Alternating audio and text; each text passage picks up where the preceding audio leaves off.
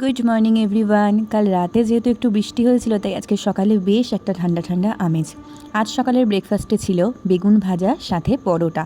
তো জীবন্ত অ্যানিমেশনের কার্টুন দেখতে দেখতে আমি আমার ব্রেকফাস্টটা শেষ করছিলাম। এটা কিন্তু আমার বহুদিনকার স্বভাব যে ব্রেকফাস্ট খাওয়ার সময় কিছু না কিছু আমাকে একটা দেখতেই হবে, সেটা সিরিয়াল হোক কি কার্টুন। তো তারপরে এখানে আমি আমার আর আজাদিরাজের জন্য একটু সয়াবিন বানিয়ে নিচ্ছিলাম।